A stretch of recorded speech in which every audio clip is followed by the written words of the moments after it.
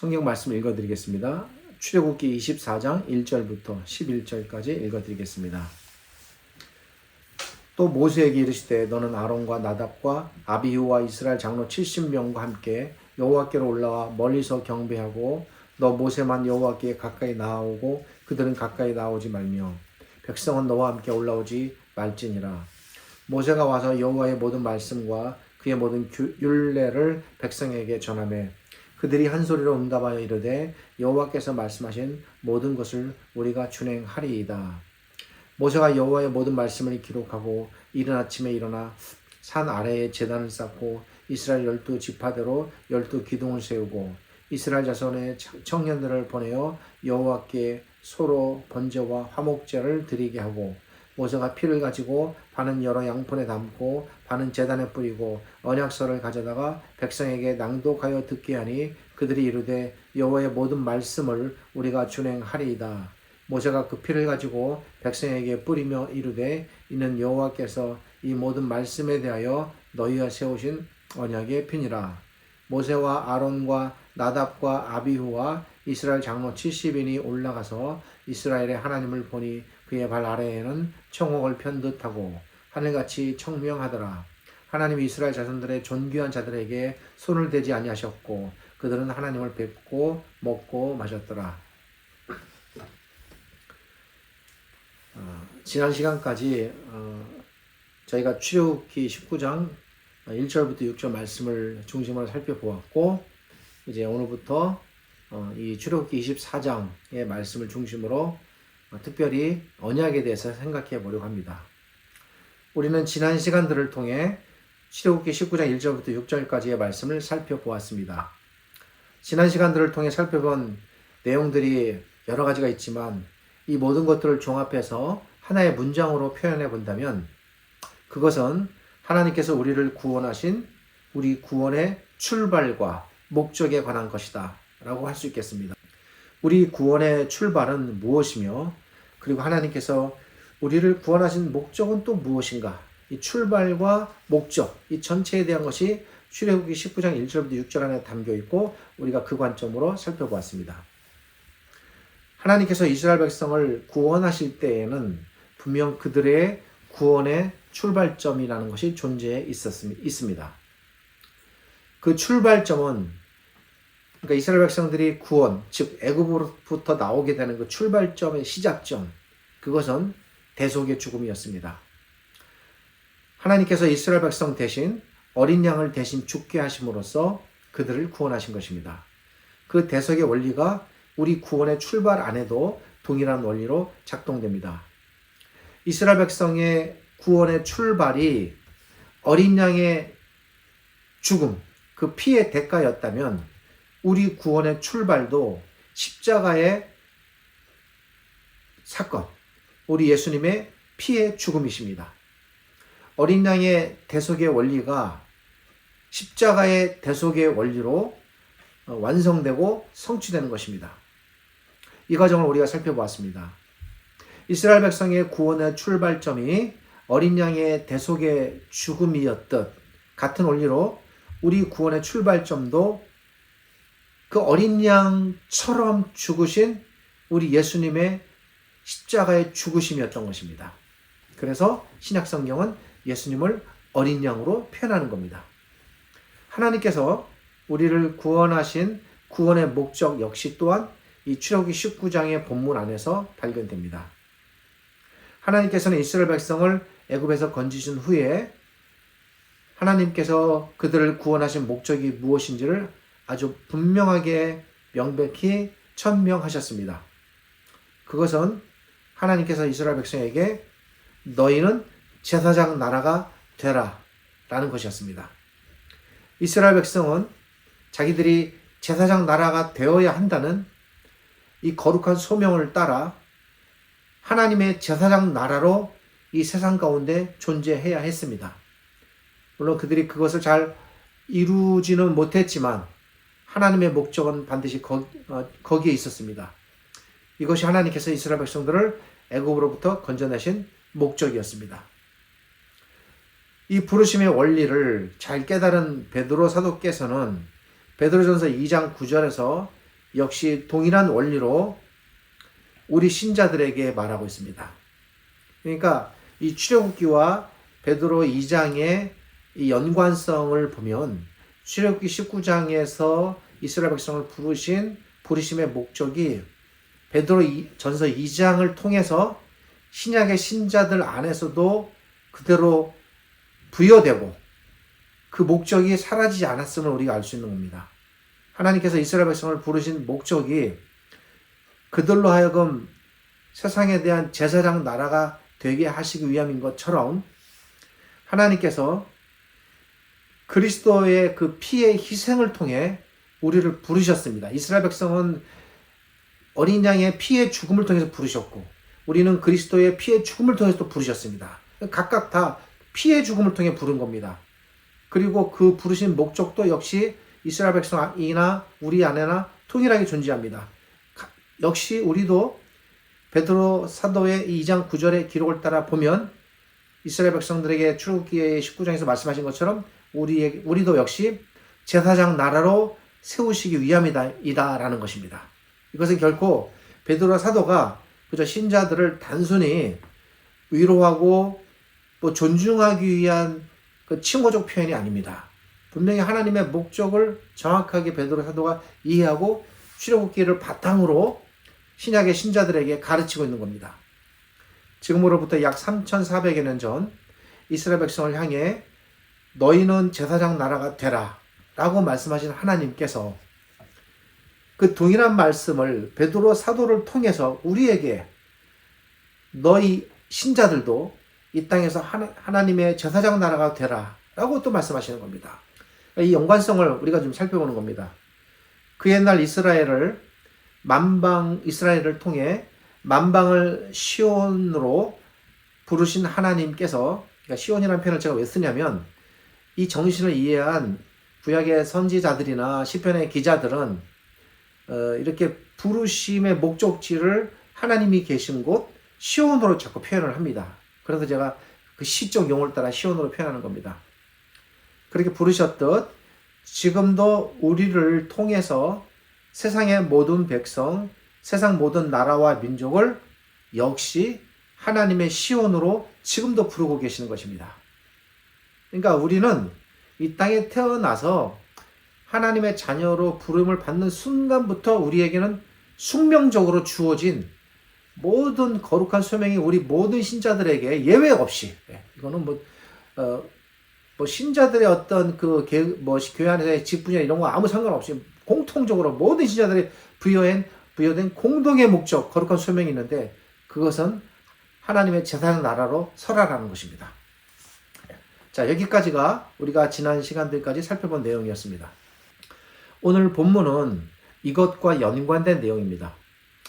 제가 읽어드린 말씀은 이 출애굽기 24장 1절부터 11절까지입니다만 우리가 본문의 이해를 도와드리기 위해 먼저 언약에 대한 설명을 제가 말씀드릴 필요가 있습니다. 그러니까 본문을 내용적으로 들어가서 이해하고 분석하기 전에 먼저 밑작업을 좀 해야 된다는 것입니다. 오늘은 그 밑작업과 연관된 말씀을 좀 드리려고 합니다.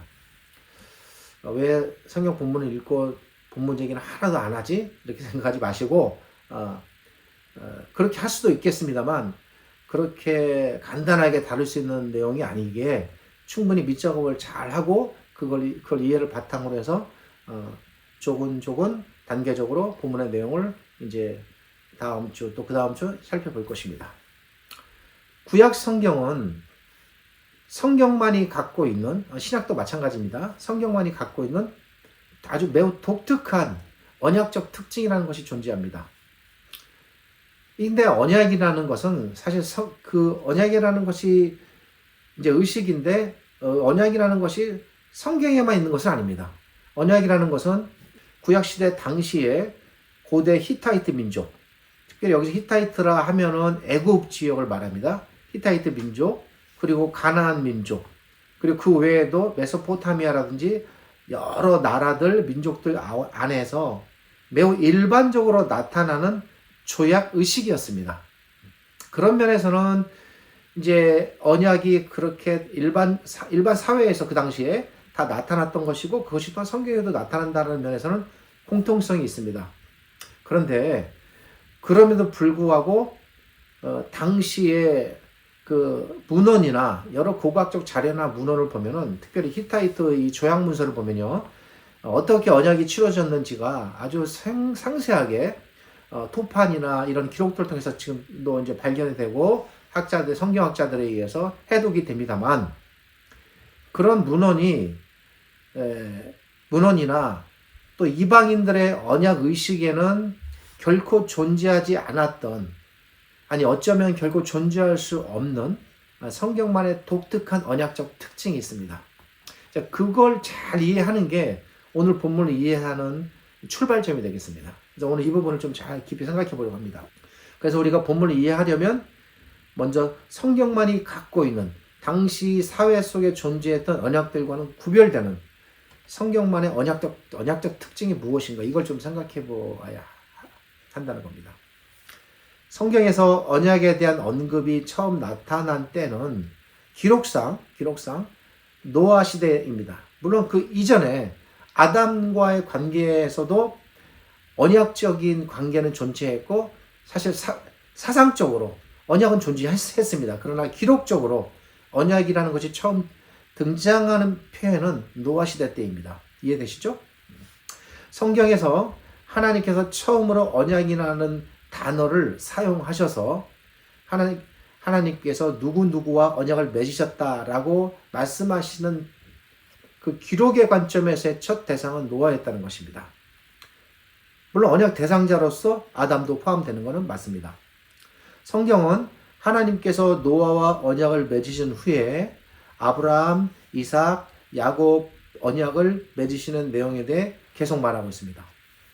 그 이후에도 하나님께서는 모세를 통해 이스라엘 백성과 언약을 맺으셨고, 그리고 또한 다윗 왕조와 연관해서 다윗과는 또 1대1적인 언약을 맺으십니다.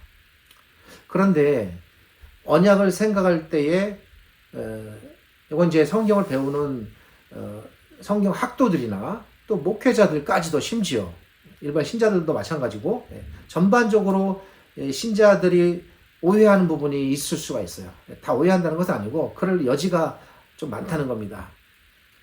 이 부분을 혼동하는 부분이 있는 겁니다. 뭐냐면 언약을 맺는다라는 것과 언약을 맺기 위해서 언약 의식을 행하게 되는데 언약 의식을 행하는 일을 같은 것으로 생각한다는 겁니다.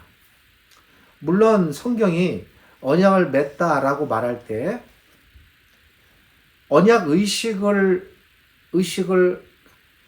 치루시고 언약 의식을 치르는 그 과정을 통해서 언약을 맺다라는 그런 표현을 쓰기도 하지만, 잘 들으십시오. 정확히 말하면 언약을 맺는 것과 언약을 맺기 위해서 언약 의식을 행하는 일은 별개의 일입니다. 이 둘을 우리는 구별해서 생각해 보아야 합니다. 이걸 잘 구별해서 생각해야 언약의 본질이 무엇인가를 우리가 알 수 있는 겁니다. 언약을 맺는 것과 언약 의식을 치르는 것은 다른 일입니다.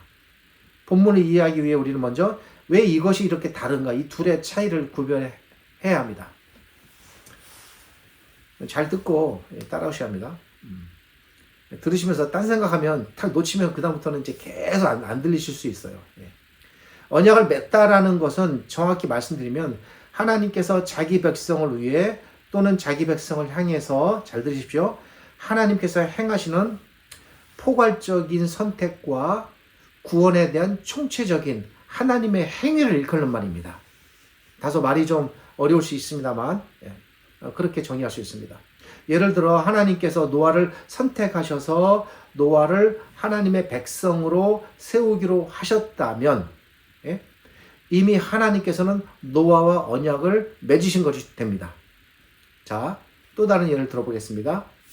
아브라함은 하나님께 부름을 받기 전에 메소포타미아 갈대아 우르에서 살고 있었습니다. 갈대아 우르는 바벨론 문명의 발상지로서 온갖 우상이 득실득실거리는 아주 이방의 본산입니다. 그의 아버지 데라 역시 우상과 연관된 삶을 깊숙하게 살고 있었고, 따라서 아브라함도 예외였다라고 보기 힘듭니다. 거의 하나님을 그냥 몰랐다라고 보는 게 맞을 것 같습니다. 하나님을 아브라함은 부름을 받기 전에 거의 몰랐다고 보는 것이 맞는 정황입니다. 그런데 어느 날 하나님께서 아브라함에게 나타나셨습니다. 하나님께서는 아브라함을 통해 이스라엘 백성을 번성케 하시고, 그리고 이스라엘 백성을 통해서 가나안 땅에 정착하여 지상에 세워질 하나님의 나라를 세우시고자 하셨고, 그리고 마침내는 아브라함의 후손 가운데 한 분으로 오실 그리스도를 이 땅에 보내실 목적으로, 그래서 그리스도께서 오시면 지상에 세워졌던 가나안 땅의 하나님 나라처럼 이 땅에 정말 본질의 하나님의 나라가 이제 임하게 되는 것이죠. 예수님께서 오시자마자 하나님의 나라가 임하였다라고 선포하신 겁니다. 그래서 그런 거대한 플랜, 가스 플랜이라고 합니다. 그런 책도 있습니다만, 그런 하나님의 플랜을 가지시고 아브라함을 선택하신 겁니다. 그러니까 몇천 년의 역사적 계획을 갖고 아브라함이라는 사람을 아주 그 몇천 년 전에 선택하신 겁니다. 그런데 그렇게 하나님께서 이런 전체적인 하나님의 플랜을 갖고 아브라함을 선택하시기로 결정하시는 순간, 물론 그 이전일 수도 있습니다만 이걸 시간적으로 따지기 힘듭니다. 그냥 흐름상으로 말씀드리겠습니다. 그 순간 하나님께서는 아브라함과 언약을 맺은 겁니다. 이해가 되십니까? 예. 근데 아브라함과 언약 의식을 치르는 건 언제입니까? 그렇게 불러서 수십 년이 흐른 뒤에 가나안 땅에서 창세기 15장에서 언약 의식을 치릅니다. 그러니까 아브라함과 언약을 맺는 것과 언약 의식을 치르는 것은 별개의 문제라는 거죠. 자, 이스라엘 백성의 경우도 마찬가지입니다. 제가 오늘 이 부분을 왜 말씀드리냐면, 하나님과 우리 사이에 맺어진 언약의 본질을 이해하는데 매우 중요한 겁니다. 이 부분이. 그래서 아브라함과 이스라엘 백성 이 관계를 통해서 우리의 이 언약의 문제를 지금 생각해 보고 있는 겁니다. 보자는 것입니다. 이스라엘 백성의 경우도 마찬가지입니다. 여러분, 이스라엘 백성은 물론 그 이스라엘 백성이 나기도 전에 아브라함을 통해서 약속된 백성이었습니다만, 그들이 그렇게 번성해서 애굽에서 400여 년간 살면서 번성했습니다. 그러나 하나님께서는 아브라함에게 이미 이스라엘 백성이 이스라엘 백성이 나기도 전에, 심지어는 이삭이 태어나기도 전에, 야곱이 태어나기도 전에, 이스라엘 백성의 12족장들이 태어나기도 전에 장차 이스라엘 백성이 400년간 애굽에서 종살이할 것을 아브라함에게 약속하셨습니다. 그때는 이삭이 나기 전입니다. 그에 대한 기록이 창세기 15장에 나타납니다. 그때에는 이스라엘 백성이 아주 존재하기 전입니다. 그러나 하나님의 마음속에 애굽에서 이스라엘 백성이 이제 존재하고 번성할 것을 이미 계획하셨고, 하나님의 마음속에는 이스라엘 백성이 존재하는 것입니다. 존재하기 때문에 그걸 아브라함에게 약속으로 말씀하시는 거예요. 하나님께서. 자, 여기서 정의하면 존재하지 않는 하나님의 백성이 하나님의 마음속에는 이미 존재해 있는 것입니다. 이거 잘 이해하시겠습니까? 대단히 놀라운 성경의 신비입니다. 비록 이스라엘 백성이 이 땅에 존재하지 않았지만 하나님께서는 자신의 마음속에 이스라엘 백성을 계획하시고 그들에 대한 어떤 하나님만의 그림을 그려 나가시는 것입니다. 그렇게 그려 나가시는 순간에 이미 이스라엘 백성은 비록 이 땅에 존재하지 않았어도 하나님의 마음속에는 하나님의 백성으로 존재하는 겁니다. 이해되십니까? 이 경우가 노아에게도 나타나요. 그래서 어떤 원리가 성립이 되냐면, 하나님께서 아브라함과 언약을 맺을 때 이스라엘 백성이 존재하지 않지만, 지상에는 존재하지 않지만 하나님의 마음속에는 존재하기 때문에 하나님께서 아브라함과 맺으면서 언약을 맺으면서 내가 너와 너의 후손들과도 맺는 언약을 맺겠다라는 이 말이 성립이 되는 겁니다. 이해가 되시죠? 대단히 중요한 겁니다. 우리도 마찬가지입니다. 비록 우리가 이 땅에 태어나지 않았습니다. 우리 부모님이 계시고 우리 부모님들이 결혼하기 전에 우리가 이 땅에 태어나지 않았잖아요. 결혼해서 어떤 생리적 과정을 통해서 우리가 이 땅에 태어나게 되었습니다. 근데 그렇게 태어나지 않았어도 이 땅에 우리를 보내실 거다라는 하나님의 계획, 이게 이제 칼빈의 예정론인데, 마음속에 우리를 계획하시고 우리를 이 땅에 내보내시겠다고 이미 하나님의 계획 속에는 우리가 들어있는 겁니다. 우리가 이 땅에 존재하지 않아도. 예. 사실 오늘 설교는 대단히 중요한 이런 칼빈의 예정론과도 연관된 신학적 설교다라고 이제 제가 보여지는데, 잘 들으시면 믿음이 견고해지는 어떤 그런 걸 우리가 이제 터득하게 되시리라 제가 생각합니다. 그래서 우리는 이미 이 땅에 태어나기 전에 하나님의 백성으로 하나님 마음속에 존재해 있었던 것입니다. 이스라엘 백성처럼. 하나님께서 아브라함을 부를 때 이스라엘 백성이 하나님의 마음속에 있었던 것처럼 우리도 태어나기 전에 하나님의 마음속에 존재하는 것입니다.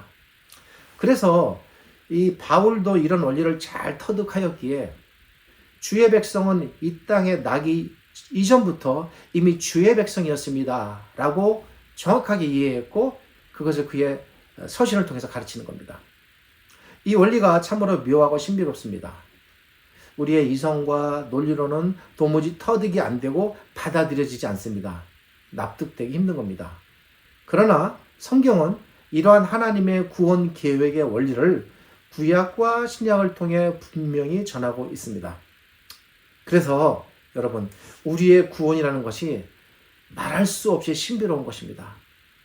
태어나기도 전에 우리는 하나님의 언약 백성이었고, 언약 백성이었기에 태어나게 하셨고, 그렇게 해서 태어나게 하신 후에 어느 시점에서 우리를 부르셔서 믿음을 선물로 주시고 언약 백성으로 지금 이렇게 존재하게 하신 것입니다. 그러니까 뭡니까? 전부 다 하나님의 언약의 계획과 원리를 따라 우리가 이렇게 지금 살아가고 있다는 겁니다. 이런 원리가 이스라엘 백성에게 통일하게 지금 구약에 나타나고 있는 겁니다. 하나님께서 노아와 언약을 맺으실 때에, 여러분 잘 들어보세요. 이제 노아 언약에 대해서 말씀하시는 게 창세기 9장 이후인데, 그 노아와 내가 장차 너와 언약을 맺을 것이다 라고 말할 때 노아하고만 언약을 맺었습니까? 아닙니다. 너를 통해 태어날 모든 후손과 내가 언약을 맺겠다. 그 후손은 존재하지 않습니다. 근데도 그렇게 말씀하셨습니다. 마찬가지로 아브라함과 언약을 맺으실 때에도 아브라함과만 언약을 맺는 것이 아니라 아직 태어나지 않은 이삭과 야곱과 후손과 이스라엘 백성 전체, 그리고 아주 넓게 포괄적으로 얘기하면 아브라함의 믿음을 통해 태어날 이 땅의 모든 하나님의 백성, 신자들, 우리들도 포함되는 겁니다. 사실은 이 창세기 15장의 그 언약 사건 안에는 우리까지 포함해서 아브라함을 통해서 믿음 안에 들어올 모든 하나님의 백성과 언약을 맺으신 겁니다. 그게 아브라함과 개인적으로 맺은 언약 속에 다 포함되는 내용이라는 겁니다. 자, 그래서 이와 같이 하나님께서는 이미 존재하지 않는 이스라엘 백성과 언약을 맺으셨다라고 볼 수 있습니다. 이것이 성경에 등장하는 언약만이 갖는 매우 독특한 언약적 특징이라는 것입니다. 제가 아까 고대 당시에 언약이 존재했지만 성경의 언약이 갖는 차이가 있다고 했죠. 이 부분입니다. 모세시대 당시에 히타이트 민족을 비롯하여 많은 고대 이방 민족과 여러 나라들 속에 인간들 간의 서로의 관계의 견고함을 위해서 언약이라는 것이 존재했습니다. 의식적으로도. 그러나 존재하지 않는 대상과 언약을 맺는다는 이 하나님의 언약은 오직 성경에만 등장하는 매우 독특한 언약적 특징이 되는 것입니다. 우리가 오늘 본문의 언약을 이해하기 위해서는 이 밑작업이 필요하다는 겁니다. 그렇다면 우리는 여기서 한 가지 의문이 생깁니다. 그것은 어떻게 하나님께서는 존재하지 않는 대상과 언약을 맺으실 수 있을까? 그리고 그것이 과연 사실일까? 그것은 언약이라는 것이 하나님께서, 잘 들으십시오, 자기 백성을 계획하시고 선택하시고, 계획하고 선택할 때는 그 백성은 이 땅에 존재하지 않습니다. 존재하지 않을 때에 이미 계획하고 선택하시는 겁니다. 그리고 그 계획과 선택을 따라 자기 백성을 이 땅에 내보내시는 거예요. 하나님께서. 그렇게 해서 때가 되어 하나님의 백성으로 부르십니다. 그리고 이 모든 것이 하나님만의 포괄적이고도 총체적인 구원의 행위입니다. 이 전체를 묶어서 표현할 때 언약이다라고 말하는 겁니다. 언약. 그러니까 굉장히 광범위한 의미가 이 안에 담겨 있어요. 그냥 이 땅에 태어난 사람들을 내가 너 나의 백성 부를게. 이제 하나님 백성이 됐어. 요것도 물론 언약입니다만 이건 매우 좁은 의미의 언약이고 성경이 말하는 포괄적인 의미는 매우 광범위합니다. 그래서 이런 것들이 당시 이방 나라들의 언약의 의식이라든지 조항 속에는 존재할 수 없는 것이었습니다. 들어있을 수가 없습니다. 존재하지 않는 언약 대상자를 계획하고 선택하셔서 이 땅에 내보내시고 그를 부르셔서 언약 백성으로 삼으시고 그 대상자와 언약의 관계를 맺으신다는 것. 너무나 놀라운 하나님의 신비입니다. 이것은 성경에만 나타나는 아주 매우 유일하고도 독특한 언약적 특징이 되겠습니다. 자, 그래서 위의 모든 내용을 한마디로 정리하면 이렇습니다. 성경에서 언약을 맺다라는 것은 하나님께서 자기의 백성을 언약의 대상자로 세우신다는 것입니다.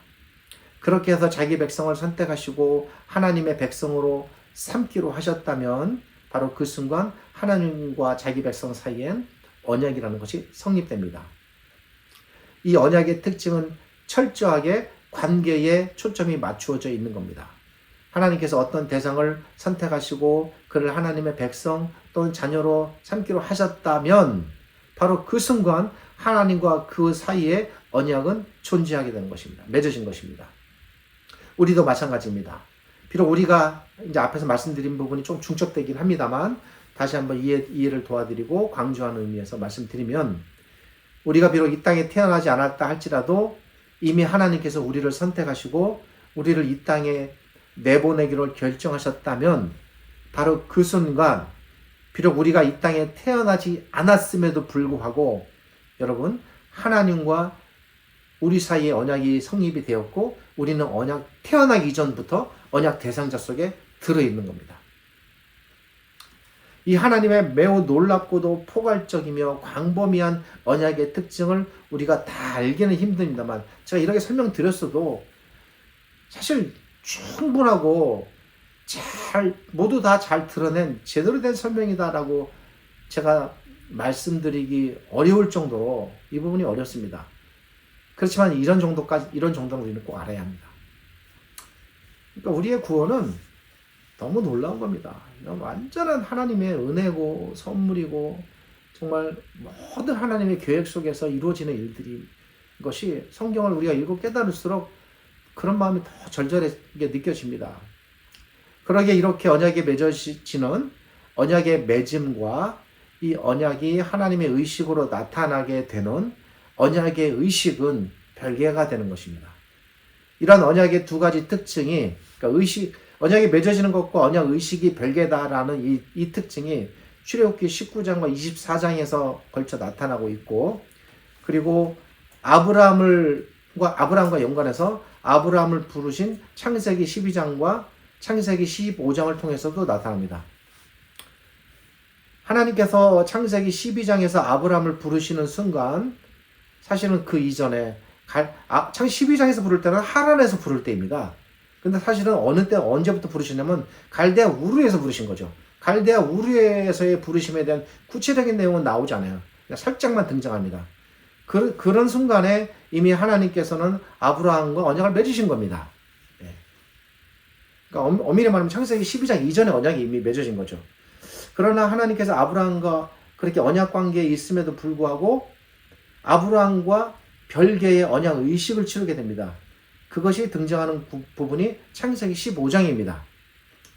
이 부분에 대해서는 이제 나중에 따로 시간을 대어 말씀드리겠습니다. 제가 이제 올해 이 출애굽기 부분이 끝나면 창세기 부분을 좀 마무리 짓고 이제 신약으로 넘어가려고 하는데 이제 15장은 아마 그때 조금 더 다룰 수 있겠다는 생각이 듭니다. 그래서 언약을 맺으시는 일과 언약 의식이 치러지는 일이 별개다라는 것을 말씀드리기 위해 아브라함의 경우를 예를 듭니다. 이스라엘 백성의 경우도 마찬가지입니다.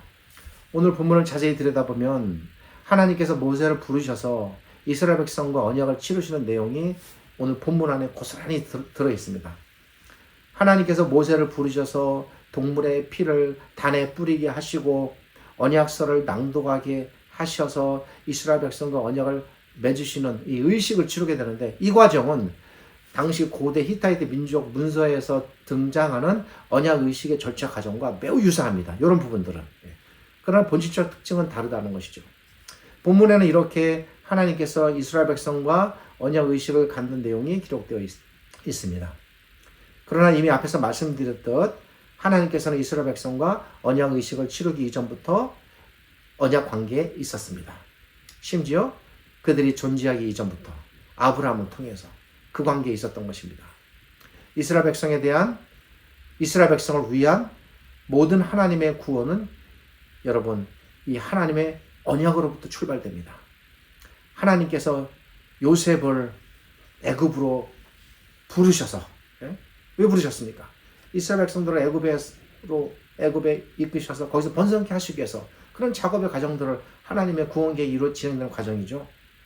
또 하나님께서 야곱의 후손들을 통해서 애굽에 이주하게 하시고 애굽에서 번성케 하신 일, 하나님께서 애굽의 학대와 핍박 속에서도 이스라엘 백성을 모진 고난 속에서도 그 산모들을 통해서 그 일이 끊어지지 않고 번성케 하신 일, 하나님께서 모세를 어느 날 출애굽기 3장에 등장하듯 신의 산으로 부르신 일, 하나님께서 애굽에 재앙을 내리시고 바로를 징치하신 일, 또 마침내 어린 양의 그 죽음을 통해서 이스라엘 백성의 장자들을 치시고 이스라엘 백성들을 죽음에서 살리신 일, 하나님께서 홍해 바다를 가르시고 그 가운데로 이스라엘 백성을 지나가게 하셔서 건져내신 일, 하나님께서 광야로 그들을 인도하시고 반석에서 물을 내게 하셔서 마시게 하신 일, 그리고 만나와 메추라를 통해서 날마다 양식이 끊어지지 않게 하시고 의복과 신발이 헤어지지 않도록,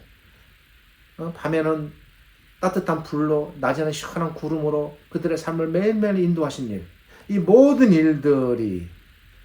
일들의 출발점, 출발선, 그것이 뭡니까? 바로 하나님께서 이스라엘 백성과 맺으신 언약입니다. 언약이 그러니까 쉽게 해서 스타트 라인입니다. 그러기에 하나님의 언약은 이스라엘 백성의 모든 구원의 출발이자 기반이다라고 볼 수 있습니다. 우리도 마찬가지입니다. 우리와 언약을 맺으셨기 때문에 현재 우리의 모든 하나님의 도우시는 이 삶이 존재하는 겁니다. 지금 우리는 지난 시간들을 통해 출애굽기 19장 1절부터 6절까지 내용을 살펴보았습니다. 지난 시간까지 이 부분에서 하나님께서는 이스라엘 백성들을 보물로 말씀하셨고 제사장 나라로 세우시겠다고 말씀하셨습니다. 그런데 정확히 말씀드리면 이때에는 아직 하나님께서 이스라엘 백성과 공식적으로 언약을 치루시기 이전입니다. 왜냐하면 언약 의식은 출애굽기 24장에서 치러지기 때문입니다. 그러나 하나님께서는 출애굽기 24장에서 그들과 언약을 맺으시고 오래전부터 그들을 하나님의 백성으로 삼으셨습니다. 하나님의 백성으로 삼다. 이것이 곧 언약입니다.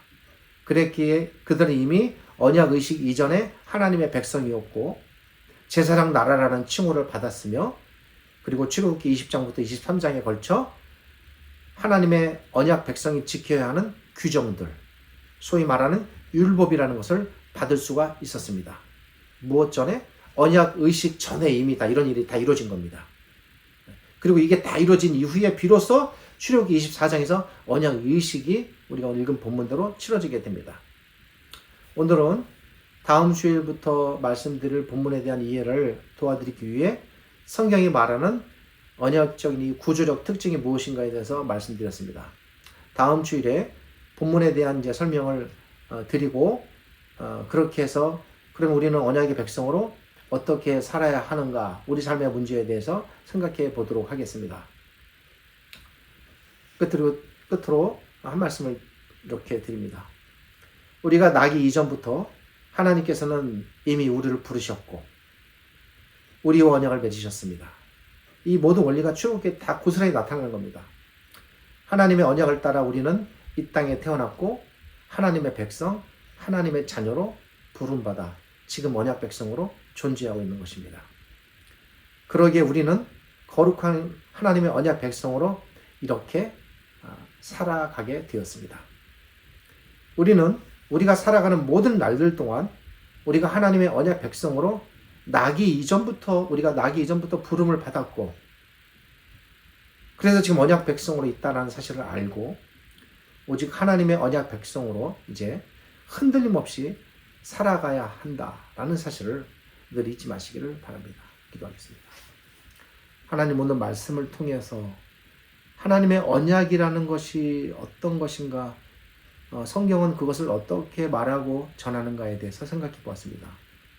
미흡하고 부족하여 다 나타내고 드러내지 못한 점 너무 송구합니다만 그럼에도 불구하고 바라옵기는 최소한 언약이라는 것이 무엇이며 우리가 나기 이전부터 하나님께서 우리를 이렇게 언약의 백성으로 세우시고 계획하셨다는 것을 잘 알게 하시고 그러기에 우리가 얼마나 소중하고 귀한 보물과 같은 존재인지 그러기에 우리는 우리의 삶을 얼마나 더 흔들림 없이 언약 백성으로서 견고하게 살아야 하는지에 대해서 깊이 생각하고 고민하는 시간이 되었으면 좋겠습니다. 그런 마음을 저희들에게 주셔서 저희의 믿음을 더욱 키워주시고 위로하시며 언약의 백성으로 세워가 주시기를 간절히 바랍니다. 지금은 우리 주님 예수 그리스도의 은혜와 저희를 지극히 사랑하시는 아버지 하나님의 크신 사랑과 오늘 이 말씀을 통해서 우리의 언약 백성됨을 깨닫게 하시고 언약의 백성으로 살아가도록 이끄시는 성령 하나님의 함께 하심이 오늘의 이 말씀을 듣고 깊이 생각하며 앞으로 흔들림 없이 언약의 백성으로 살아가리라 다짐하는 모든 신자들에게 하나님의 함께 하시는 위로와 부어지는 은혜가 가득하고 넘쳐나시기를 우리 주님 예수 그리스도의 이름으로 축복하며 기도드립니다. 아멘.